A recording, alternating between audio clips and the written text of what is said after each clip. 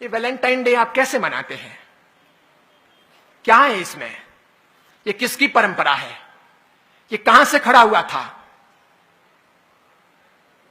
Italy के जन्मे हुए एक व्यक्ति थे, कट्टर ईसाई थे, सेंट वैलेंटाइन बन गए थे।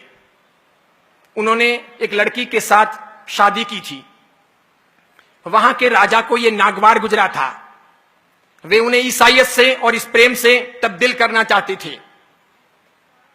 14 फरवरी को उनकी मौत हुई। उनकी याद में वैलेंटाइन डे प्रारंभ हुआ। आपके कौन मरा जिसके लिए आप वैलेंटाइन डे मना रहे हो? कौन सा इतिहास आपके घर में रचा गया कि जिसके लिए वैलेंटाइन डे मना रहे हो? शादी का दिन मना लेते, और पति और पत्नी का प्रेम तो सदैव होना चाहिए, प्रतिपल होना चाहिए। वो मात्र चमड़ी का नहीं होना चाहिए, वो दिल का होना चाहिए। हम सब चमड़ी के पुजारी हैं, इसलिए आप में से बैठे हुए लोग माफ करना, साधु हूं, जिन शासन का और आचार्य हूं, फिर भी बोल रहा हूं। हम सब चमड़ी पसंद करने वाले लोग हैं। हम सब खूबसूरती सिर्फ देखते हैं।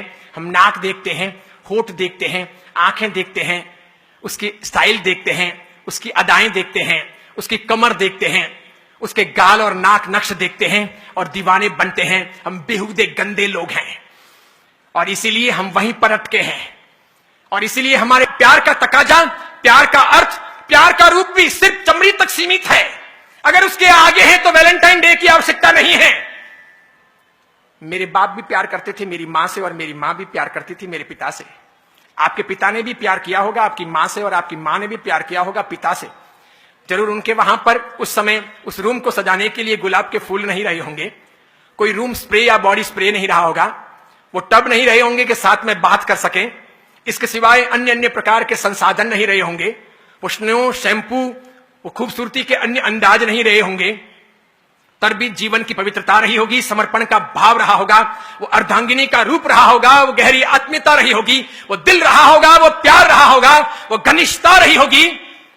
मेरे ख्याल से हम में से अधिकांश के मां बाप ने अभी तक, मां ने बाप को नहीं छोड़ा और बाप ने मां को नहीं छोड़ा, न तल्लाक दिया, न ऐतराज किया, न हमारी मां अपने बाप को छोड़कर पियर गई, और न मेरे पिता ने कभी अपनी मां को घर जाने के लिए कहा।